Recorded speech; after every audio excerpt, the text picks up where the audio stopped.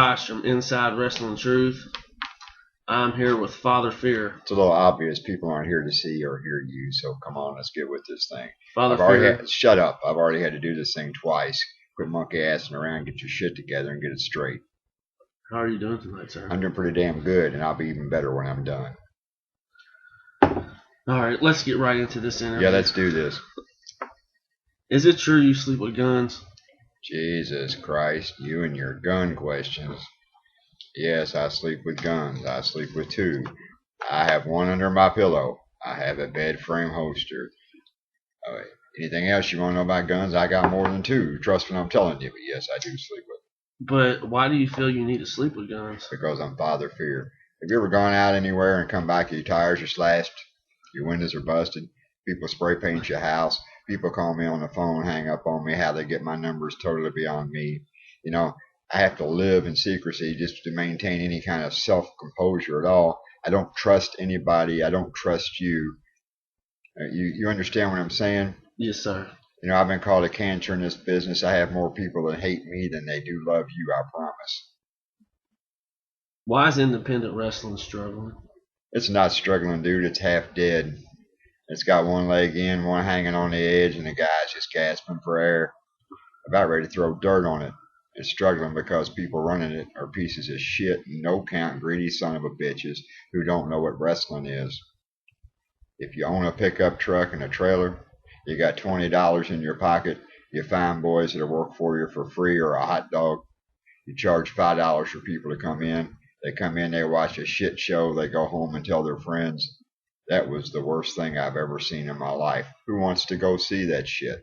I mean, it's you know, like I told you before, if somebody puts up a flyer, would you spend money? Would you be pissed if you went to a boxing match expecting to see something fancy and it's two old ladies with saggy titties swinging at each other? Would you want to see that? No, sir. I would not want to see that. I would love to see that. You know, I'm going to be honest with you because it's entertainment. And that's what's lacking in the wrestling business. There's no entertainment. These guys want to spend money on has-been wannabes from WWE who were there for a week and a half, think they're somebody. They want to charge the booker, the promoter, some outrageous price. They think it's going to draw. I'll give you an example. Podunk, Kentucky don't know who so-and-so is. You know, so somebody spends more money than they're worth. The guy draws nobody. Nobody else on the card gets paid because you had to guarantee this moron his money. Pay the boys that'll show up for you and put on a good show, are trained and can entertain. Who are your top 5 indie wrestlers? Like your top 5 that you feel? You don't need to talk with your hand, okay? Nobody can see your hand, and I know how many 5 are. People, just to give you an example, this is what this asshole's doing. Hey, can you tell me your top 5? 5. I know what 5 is, okay? It's 1, 2, 3, 4, 5. Okay. Do you want me to answer the question? Yes, sir. Okay. That's why we're here. Dustin Ray's, no doubt, is one of the best around. Not because he works with me. I was going to say for me. He don't work for me. He doesn't work for anybody but himself. He's a free thinker. He's a class act. The Hood Ninja, Isaiah, another one. Controversial cat. You know, me and him, oh boy, we can't be in the same room together. But I will tell you this. When that man tells you to eat shit and die, he's not playing. He wants you to eat shit and die. He brings it every night. I can't disrespect him for that.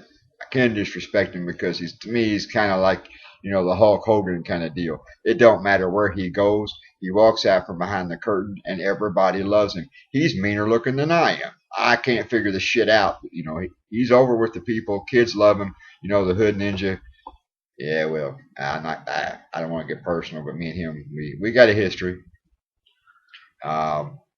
Dave Crisp, you know, he's a class cool cat there. He gets it done in the ring. Kyle Matthews is a class act. I don't know how many of them I've named here. It's 3 or 4. And man, there's guys I'm missing. You know, you can talk about wrestlers, you can talk about gimmicks, who's over. You know, Kerry Awful and Iggy, I don't know if you've seen them, know anything about them. Those two cats are over with one of the craziest gimmicks I have ever seen, and it's amazing to me. And yeah, I mean, you know, there's different strokes for different folks, but I would much rather watch those guys work than any washed up has-been WWE TNA pile of shit. What's the best indie match you've ever seen?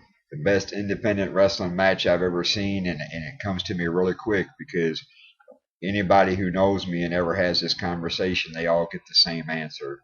Hands down. Don't remember when. I do remember where. It was Charlestown, Indiana.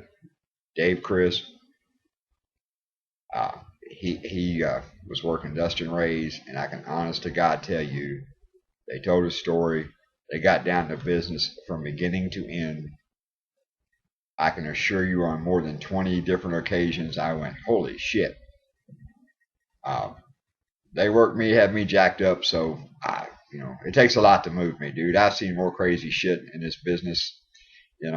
I'm partial to hardcore. I love going to hardcore shows. I love to see guys. I know I'm going to take heat for that because, all hardcore does is hide the guy's ability to work. That's bullshit. Yeah, I'm sure there's a lot of guys that do hardcore that hide their ability to work. But it's no different than a guy that, Jesus Christ, the biggest worker in the world, Hulk Hogan, the most famous wrestler ever. It was the shittiest in-ring pile of poop I ever seen in my life, and he was over. So you're going to tell me that your gimmick and your ability to sell yourself is not as important, if more important, than being technically sound? Okay, pile on me, people, when you see this. I don't really give a shit, but you ask, I answered. What is your attraction to independent wrestling? It's all up close and personal. You can't hide. There's a certain element of danger to it. I walk out that curtain and I never know what I'm going to get. Shit comes flying at me from all different directions. I've had people hand me diapers. I've had people throw their shit on me. I've had people throw soft drinks at me. I've had old ladies punch me. I've had kids hit me. I've been hit with yardsticks. I've been hit with soft drinks. I've been hit with cans. It don't matter. I've been called every kind of no-count piece of shit motherfucker that ever drew breath. I had an old lady tell me one time, that I was a cocksucker. I'm like, really, lady? You are calling me a cocksucker? Have you ever had a senior citizen old bitch with one tooth call you a cocksucker? No, sir. It's disturbing. Yeah, it would be. I've never said anything bad to this lady in my life. I walked past her. She looked at me and called me a cocksucker. So I told her her pussy stunk. And then everybody got mad at me. I figure if you're 93 sucking cock, your pussy probably stinks. Right. All right? Do they make a senior douche? I don't know. I don't know a whole lot about 93-year-old vaginas, but I'm figuring it probably gets pretty big and flappy. I don't know. It's probably like a dust collector. You ain't never had a 93-year-old vagina, young man? No, sir. I bet you ain't never had a vagina, period, have you? If you did, you had to buy it. That's why my face is on the camera, not yours. Who's the craziest person you ever met in the Indies? Myself. Now, other than myself, it's easy. And anybody you'll ask this question to that I know is going to probably answer it the same damn way. That's that goofy ass Jamie Dundee. If he is not the most insane son of a bitch in this business, I'll kiss your ass. Nothing that comes out of Jamie's mouth surprises me. He has absolutely, I'm going to make up a word here. We're going to put it in a dictionary. He has no cuthicity, as I call it. I mean, the man would walk up to Jesus. If Jamie Dundee would have been alive back when Jesus Christ was walking on this planet, and I know I've done my homework now, when he was walking around in the streets of Jerusalem, Jamie Dundee would have walked up to Jesus and said, "Hey, dude, them thorns around your head, does that shit hurt? Why don't you pull that shit out of there? Hey, that block of wood you're carrying there looks like a big T. If you throw that son of a bitch on the ground and get up, it'd be a lot easier. You wouldn't have no sores on your knees." And you think I'm playing, but I ain't got no doubt. Jamie would say, "Hey, you hippie freak, get up off the ground. You supposed to be the son of God? Hey, give me some weed." You ain't gimmicks. That would be Jamie Dundee. And if anybody doubts what I'm saying, they don't know Jamie Dundee, or they've never been around him. I'm not going to lie to you and make you think that I'm like Jamie Dundee's personal friend, because I'm not. If I was, I'd be in prison probably, because I don't think me and Jamie Dundee would do well together. It would be the most ridiculous clusterfuck you've ever seen. We'd be in trouble. We'd be in the local jail somewhere. But I'm going to tell you what, love him or hate him, you be around that son of a bitch for 10 minutes, your ribs will hurt, I promise, because you will laugh your dick loose. Now you're supposed to ask me, if you laugh your dick loose, why would that hurt your ribs? I just gave you a question. You're going to ignore it? No, I'm not getting it. I don't know the answer to that anyway, so okay. Go ahead. What's the most disappointing thing in wrestling today? Oh, shit. The drama, the bullshit, the lying son of a bitches that think they can run a company. Dude, you know, we got guys putting each other out of business over $20 a night. You know, it's amazing. Let me wake you people up. And I'll tell you this because you probably don't know either. You know, most promoters in this business, when they close the door at the end of the show, the goofy bastards are lucky to have $25 in their pocket when they're done. But they'll sell their wife, their mother, their children. They'll insult people. They'll backstab people. They'll put words in people's mouths. They'll lie. They will go through. Let me tell you something, and I'm not going to drop names because that's just not how I am. I still got to make a living in this business. But you know, I know promoters in this business that have called the Social Security office on people. I know promoters that have called Child Protective Services on people. I know promoters that have called the mayor, people's bosses. I know people in this business who have done background checks on people looking for dirt to crucify them with. All over $25. What kind of pathetic, sorry son of a bitch would do that? You know, I get out every morning and throw $25 away. Dude, if you ain't got $25 to lose, get the fuck out of the business. And that's what's wrong with the business. There's no respect. There's no brotherhood. You know, if the boys would stick together and these backbone and queer bait son of a bitches that call themselves promoters, and they'd stand up to these promoters and say, no, I'm not coming to work for you for $25 and travel 150 miles. You know, it's just mathematics.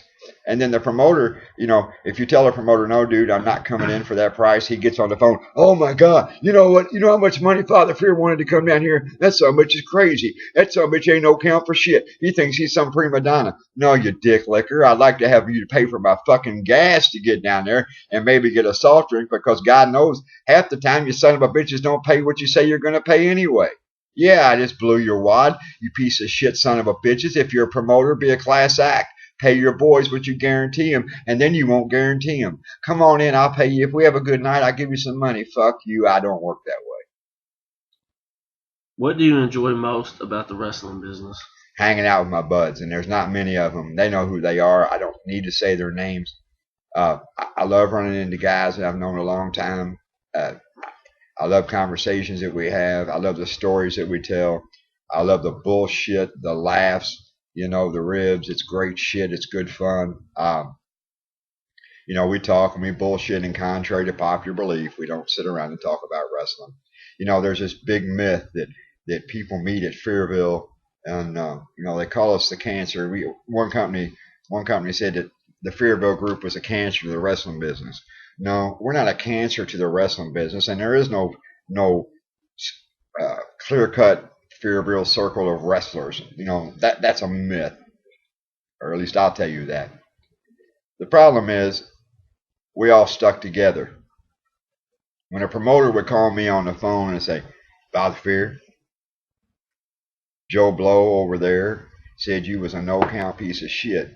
Well, when did he tell me that? Or when did he tell you that? Last night?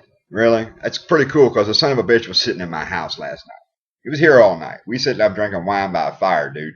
We had a party going on. At no time did he call you.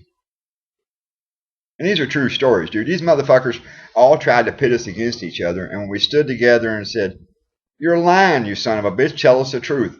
Quit trying. They think when you tell the truth, you're trying to take over. I don't want to take over anything. If I'm going to take over something, I'll reach in my pocket, I'll pull out the money, and I'll buy you out, put you out of business. It's a pretty simple deal. I don't take over anything unless you want it taken over. I don't want anybody's wrestling company.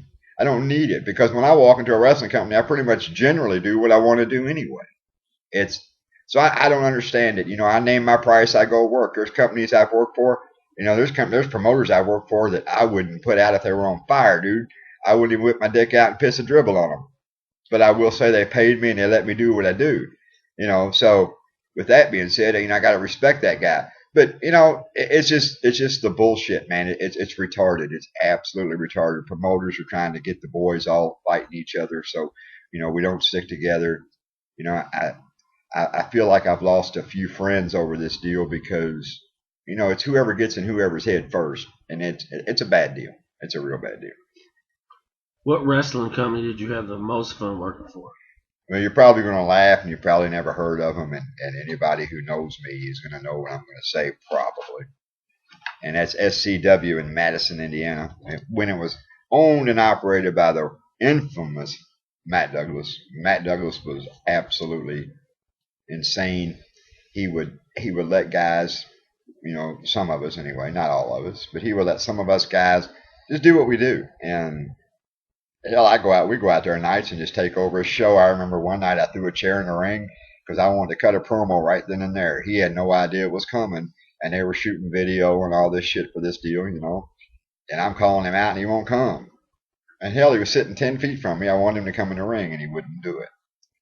So we had a little power play right there. So I think I was working with Jimmy. I know I was, actually. And I said, Jimmy, give me a chair. So I threw the chair in the ring, and I said, Matt, I'll sit here all night. You can just be burning up your film or whatever it is you're doing, but you're going to talk to me right now. And it was good shit because Matt was a good sport. He's the only guy I ever knew that ran a wrestling company and had homosexual storylines. The deal with me and Jimmy. Jimmy wanted to marry me. He was like horn dogging me, and every time I moved, he'd reach out, rub my ass, try to kiss me, and he proposed to me in the ring. And I mean, people went nuts with this shit. Somebody printed up wedding invitations. We had this whole big shindig planned. The angle was really getting hot. It got really out of control. It's like overnight I became I don't even know how to even put this politely, but I get inboxes or chat, whatever you call that, on Facebook, and hey, Father Fear, do you like to fish, hunt, cars, all that? We'd be having this, killer conversation, and then right out of left field, hey, Father Fear, can I suck your dick? Well, I'm flattered, I guess, but it got a little bit quick and a little bit retarded, and right before we were supposed to get married, we weren't going to get married, folks. Trust me, I'm telling you. He lost the building, and that was it. Thank God, I guess, because man, the thought of people thinking I was really married to that freak ball is kind of scary.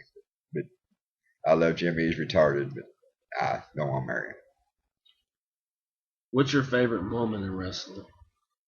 My favorite moment, personally, you're talking about, like, what do you mean by that? Be more specific. Was it what did I like, or what did I see, or something that you did in your career that stands out more than anything else? Oh, there's a bunch. A lot of them don't have anything to do with wrestling.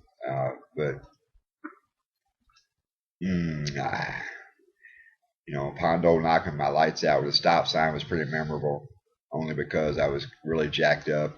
And that same night, we flipped the script on the angle and shocked the promoter. I mean, all kinds of crazy shit went on. I don't know, man. There's just lots of them. It's hard to explain, and because a lot of the stuff that would mean something to me won't mean anything to anybody else. I really don't want to go into any great. I don't even know what the word is. I don't want to uncover anything for anybody. So and put two and two together there. Why are you so miserable? I'm not miserable. There's no misery in me at all. The misery is people like you. You perceive the truth as misery. You understand what I mean when I say that? Mm-hmm. No, you don't. You have no clue. I can tell by the look on your face. Right now, you look like some Moby Dick head over there going, yeah, I know what you mean. No, you don't. The truth is pretty simple. People today are so concerned about what other people are doing. They're concerned about all the wrong things. I can just go on and on. The Kardashians, this one, that one, Joan Rivers, plastic titties, babies. This one's marrying that one, and people care about that shit. And the whole time they're caring about that shit, the government's butt fucking them. That's not miserable. That's the truth. Trying to wake people up, man. Wake up and see what's going on. Do something. Raise your children. For God's sakes, take care of something. I don't know. But you're going to get me started somewhere, and I'm going to get on some big rant. So let's keep this thing going. What's the rumor you worship Satan? Wow. Yeah, I've been called Satan. And one night I was by a certain promoter. I was called Satan. I was called Charles Manson. And I was called Ronald Reagan. Now, I know I've been called lots of things. But if you think I'm Satan and you think I'm a Satan worshiper, then I would be worshiping myself, which I do that a lot. I'm not going to lie, because I've not met anyone yet that's anywhere near where I am. Okay? It's not that I worship Satan. I'm not going to say I'm not going to say who I worship, but my religion is my business. I don't ask you who you worship. You probably worship pear trees. But whatever floats your boat. I don't give a shit. My religion is none of your business. I'm protected by the Constitution. I can worship anything I want. What kind of examples are you setting for children? The best possible examples ever. I love talking about children. I love talking to children, the young people. And when I say children, I'm talking people under 25. Because to me, 25, and I don't mean any disrespect. I'm not saying you can't be 25 and be a kick-ass son of a bitch. But the deal is this. Our country's turned to shit because of the way children are raised. We're raising soft kids. And I know you've heard me talk about this before because you questioned me about it. That's the only reason I'm going to go through this story again. You have children, correct? Yep. Do you want your children playing on a team or any sport where they don't play to win? No, I don't. Okay, that's the problem we have. You can't play, when I was growing up, you learned where you stood in life by a simple game of dodgeball and by winning or losing. I see people today, they go to the sporting events, and little Johnny and his mama, she's probably a crack whore too, and whoever's porker mama's with him, that's the gentleman role model in his life that's there this week. Little Johnny's team just lost 97-0. They run up and pat little Johnny on the back and say, "Great job. Little Johnny, you're doing good, man. That was good stuff." Bullshit. He's a loser. Little Johnny gets beat 97-0. They give him a trophy for participating. He wakes up as an adult surrounded by people who aren't losers. He has nothing. They have everything. Nobody took the time to tell him when he was a kid, "Hey, you're losing. You got to catch up. You got to do better." If status quo gets you nowhere, and if you don't raise your children to be competitive and to win, winning is everything, people. If you believe any different, you're full of shit. Anybody in this country or in this world that has anything didn't get it by being a loser. Winners gain, losers lose. You understand what I'm saying? Yeah, I do. Are you sleeping? Are you with me? Yeah, I'm awake. Are you? Yeah. I've been up for 2 days. I had to come here and do this yesterday. You all fucking lost this bullshit. I had to fly back in here and do this again. When I give you the bill for this shit, you're going to be saying, "God damn, this son of a bitch is a tight bastard." But anyway. No, man, I mean, it is. And they wonder why people go in and shoot up people in theater. A guy wakes up when he's 26 years old, living with mama, having a bad day because he can't succeed in anything he does because he was never taught how to lose. He's pissed off at the world. He goes out and gets himself some good weaponry. He walks in and he can't shoot straight for. Thank God for that, because none of these son of a bitches that do these mass shootings are very good shots. And I think people need to be lucky. Do not read into what I'm getting ready to tell you here. Don't think I'm some psycho bastard. But I can assure you, if Father Fear had automatic weapons walking to a theater full of people, the casualty list is going to be high. I'm not going to miss. I mean, these son of a bitches walking. It's amazing to me. See, they even lose when they do that. They can't even do that right. I mean, if you walk into a room and there's 50 people all holed up together, and you walk in there with an automatic weapon or a semi-automatic weapon, and you got magazines stacked with 30, you ought to be able to kill half of them son of bitches without even thinking about it. Now these guys go in there, they can't even do that right. And you know why? Well, because they were raised losers, and they were taught that losing is acceptable.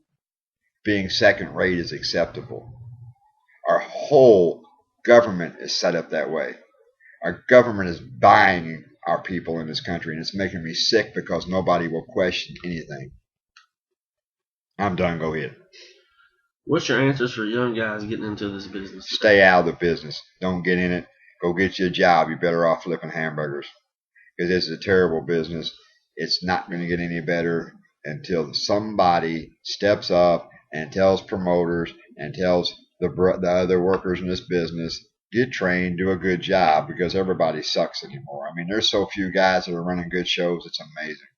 And anymore, I'll be honest with you.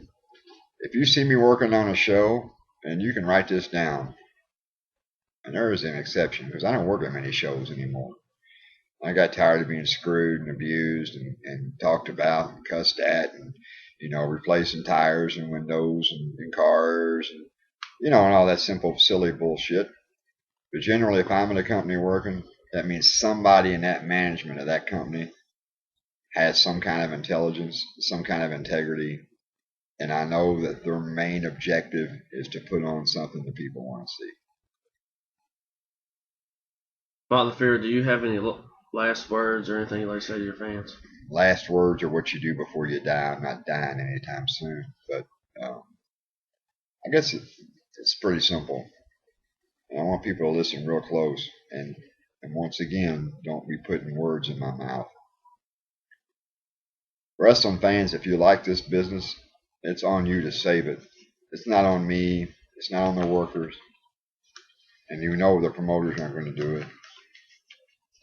People that come to wrestling shows, you need to wake some people up, slap them in the head, and drag them to the show with you.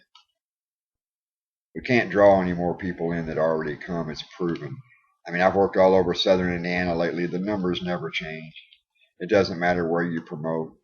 I work for a company down in Kentucky. It's a great company. They pack them in, but the numbers never change. And the reason's simple. People do not want to be associated with this circus. I've got tons of friends. I can call them on the phone, and lots of my friends are not in this business. And I'll say, hey, I'm going to be in your town. You want to come see a show? They laugh at me. Hell no, I don't want to be seen, at that redneck fest. The demographic for a wrestling fan is some fat bitch lives in a single wide trailer with 16 illegitimate kids and live on government cheese. Nobody that has a job wants to be associated with people like that. So what you got to do, wrestling fans, marks, whatever the word is you prefer to use, it's up to you people to bring a friend or two. Bring some kids out to the show. The only way you grow this is you got to get people exposed to it. Anybody that's watching this video that goes to wrestling shows knows it's addictive. So if wrestling fans would bring one or two people to every show, it would grow and be successful. Guys at work, let me tell you, guys work hard, and they work even harder when they're working in front of a group of people that are appreciative, loud, rowdy. When people like me, who are complete dickheads, walk out, we love to see people go retarded and cuss us and throw shit at us. That's why we're there. We love it. We're twisted. When the so-called good guy comes out, they love it when the fans adore him. When people are into it, they fight harder. So if you people want to continue watching independent wrestling, I highly recommend that you start bringing people with you. If not, it's going to go away. It's not going to be around much longer. I've had this discussion with everybody in the business. Nobody wants to face the reality that independent wrestling is dying or dead. It's not important anymore. People will spend $50 to be seen at a WWE show or one of them god-awful TNA. If that's not the worst fucking program on television, I'm going to tell you, I'd rather watch a church service than that TNA bullshit. No offense, Dixie Carter, but Jesus Christ, they are working you, bending you over a barrel and taking your money and laughing at you. The one thing nobody taught you about this business is everybody in it will rape you for your money. They're doing it. I watch your hideout roster and I think, oh, Jesus Christ, retire them son of a bitches. But, Vince, on the other hand, he's got his shit together. He's a publicly traded company. He obviously, this shit sucks too to me. Vince, you want to hire me? I come work for you. Your shit sucks, but your money spends good. I take it. But anyway, why would you spend all that money to go sit in a building? You're not anywhere near the action. You can't be involved. So people, bring your friends, man. Bring the kids. Let's come out and have a good time. And if this is closing, since I'm Father Fear and people actually are watching this to see me and not you, I'll end the interview with a forever forward. I'm Father Fear. You're not. You wish you were. Later.